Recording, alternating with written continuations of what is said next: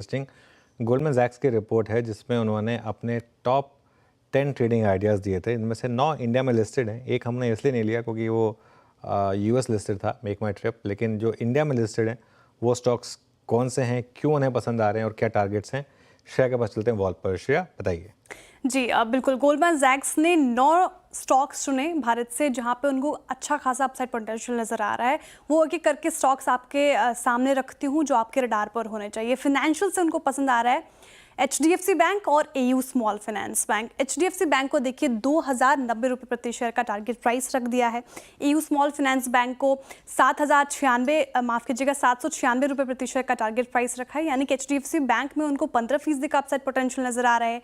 AU small finance bank में करीब करीब 40% से ज़्यादा का अपसाइड पोटेंशियल नजर आ रहा है। क्या अच्छा लग रहा है उनको इन दोनों ही कंपनियों में, तो उनका मानना है जिस तरीके से आरबीआई लिक्विडिटी के नियमों में बदलाव कर रही है उससे सबसे ज़्यादा फायदा एचडीएफसी बैंक को होता हुआ दिखेगा। इनफैक्ट पूरे बैंकिंग फाइनेंशियल्स को ये फ़ायदा पहुंचाएगा। लेकिन आप बात करें फिनेंशियल ईयर 2025-27 में, तो उनका मानना है कि इस बीच सालाना आधार पर 15% अर्निंग ग्रोथ संभव है एचडीएफसी बैंक में। एयू स्मॉल फाइनेंस बैंक क्यों रडार पर है उनका मानना है कि वैल्यूएशन काफ़ी ज़्यादा अट्रैक्टिव है इस पर्टिकुलर काउंटर में। और यहाँ पे अगर आप देखें तो फिनेंशियल ईयर 2025 और 27 के बीच 31% का अर्निंग ग्रोथ यहाँ पर भी संभव है।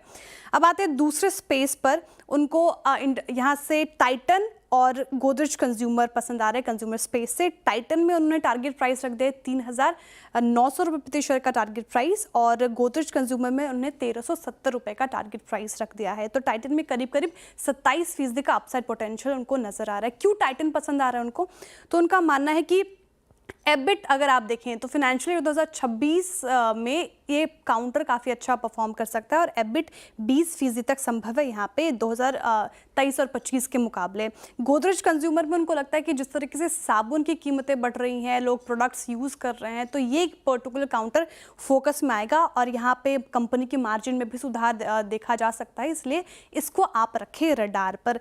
इसके अलावा आप देखिए इंडस्ट्रीज से अडानी पोर्ट्स और इंडिगो उनको अच्छा लग रहा है। हम बात भी कर रहे थे इंडिगो के ऊपर और उन्होंने 5,050 का टारगेट प्राइस रख दिया। क्या शानदार रैली इस पर्टिकुलर काउंटर में हमने देखी। एक महीने में लगभग 13% के करीब इसने पॉजिटिव रिटर्न दिया है अपने इन्वेस्टर्स को।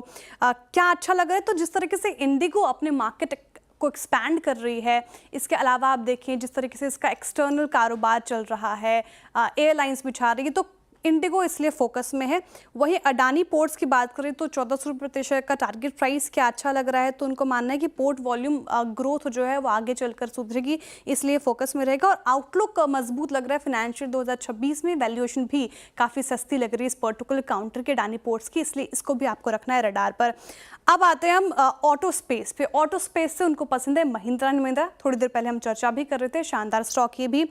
उनका मानना है कि फार्मा इक्विपमेंट कारोबार में जो आगे ग्रोथ है तो उससे महिंद्रा एंड महिंद्रा को थोड़ी बूस्ट मिल सकती है। सब्सिडरी में आगे वैल्यू अनलॉकन भी हो सकती है, इसलिए महिंद्रा एंड महिंद्रा को आपको रखना है रडार पर।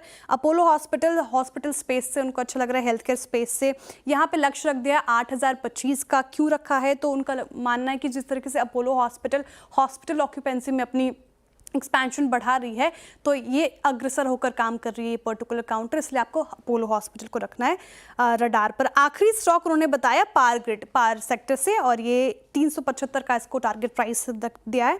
क्यों अच्छा लग रहा है, तो जिस तरीके से पावर सेक्टर थीम प्ले हो रहा है भारत में, ये एक पर्टिकुलर काउंटर को फायदा होता हुआ दिखेगा, इसलिए आपको इसको रखना है रडार पे। ट्रांसमिशन से जुड़े ग्रिड इंफ्रा में कैपेक्स के बड़े मौके दिखते हैं इस पर्टिकुलर काउंटर में। साथ ही आप देखें तो ग्रिड में सुधार के लिए अभी थोड़ा वक्त जरूरी है, तो इसलिए इस पर्टिकुलर काउंटर को आप रखना है रडार पे। तो लंबी अच्छी खासी लिस्ट थी श्रेया, 9 स्टॉक्स बताया श्रेया। नहीं, श्रेया भी थक गई बताते बताते।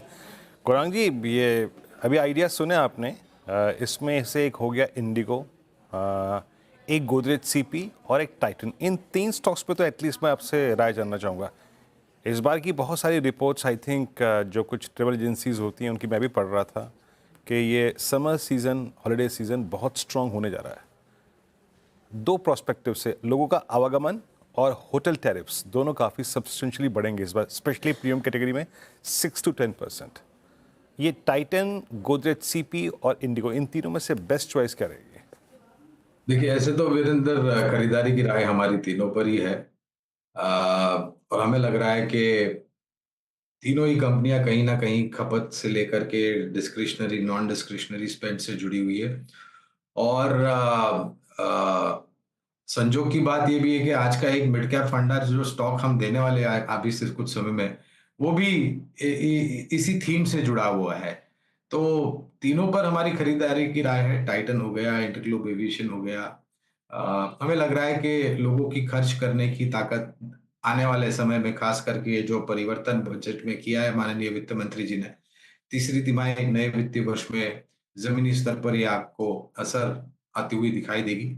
और ये केवल मात्र एफएमसीजी क्षेत्र तक सीमित नहीं रहेगी। हमारा मानना है कि ये consumer durable, white good appliances, including James and jewellery, entry level दो पहिया वाहन होते हैं मोटरसाइकिल्स, वो एंट्री लेवल पैसेंजर व्हीकल्स होते हैं, वहां पर भी आपको खपत ऊपर जाती हुई नजर आएगी। बिल्कुल, तो ये तीनों स्टॉक्स आपके रडार पे होने चाहिए। अच्छी खासी तेज़ी एक्सपेक्टेड है इन तीनों पर्टिकुलर काउंटर्स में।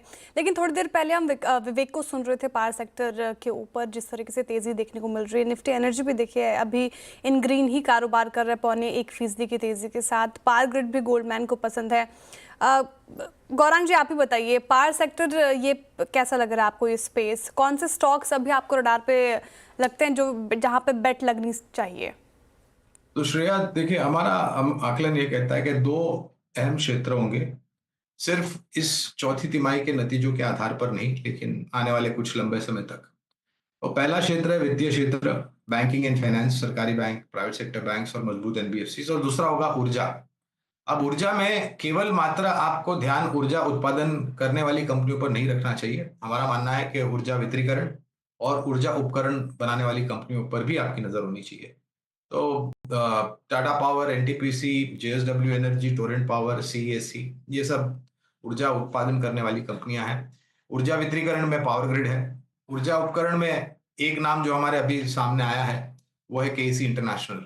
केईसी इंटरनेशनल के 3 या 4 विभिन्न विभिन्न कारोबार हैं, उनमें से एक कारोबार है इलेक्ट्रिकल अप्लायंसेस वगैरह, इलेक्ट्रिकल गुड्स वगैरह।